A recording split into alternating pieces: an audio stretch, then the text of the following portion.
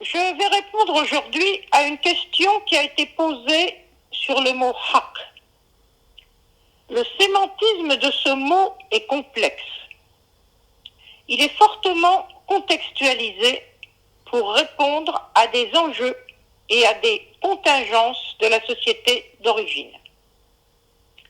L'idée de base est liée à ce qui est juste.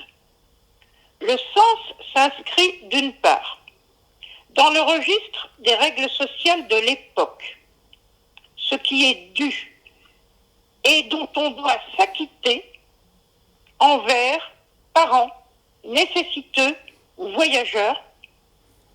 On trouve cela dans la sourate 17 au verset 26.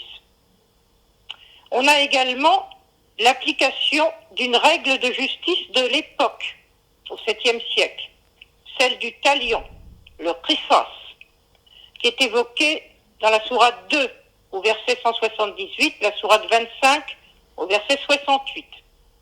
La transgression de cette règle du qisas est dénoncée dans la sourate 3 au verset 21 et 112.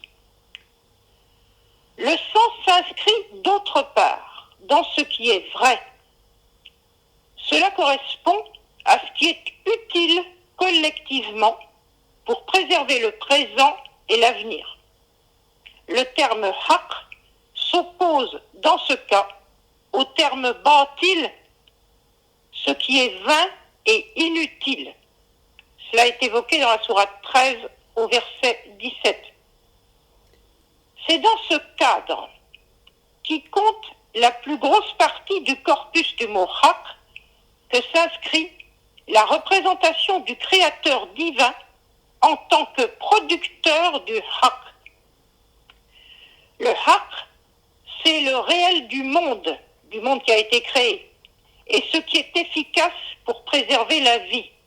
Vous trouverez des évocations de cela dans la sourate 44 au verset 39, sourate 25 verset 26, sourate 22 verset 116.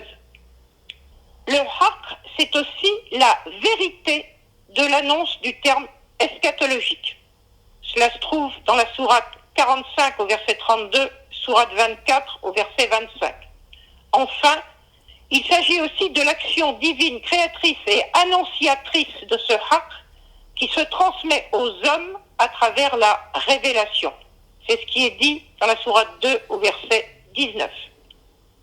En dehors du Dieu créateur, toute autre puissance surnaturelle qui serait invoquée est dite n'avoir aucune part au haq. C'est ce qui est dit dans la sourate 22 au verset 62, la sourate 10 au verset 35. Une création qui serait le fait des humains est même présentée comme ne pouvant être que catastrophique. Cela se trouve dans la sourate 23 au verset 71.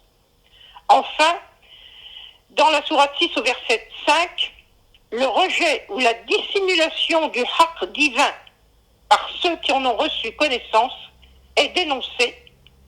Cela se trouve dans le cadre de la polémique médinoise et c'est évoqué dans la sourate 2 au verset 42, 144, 146. Enfin, on a un mot dérivé de la même racine, haqqa, c'est el-haqqa qui ouvre la sourate mécoise 70. Ce mot s'inscrit dans la série de termes bâtis sur des participes actifs au féminin singulier au pluriel. Ces termes renvoient à la catastrophe qui est dite précéder le jugement eschatologique, comme dans les sourates 101, 179, 77. Dans ce cas, au sens concret, la haqqa renvoie à un terme de chasse qui signifie frapper juste, notamment à la tête ou à la nuque, donc en assommant le gibier. À bientôt.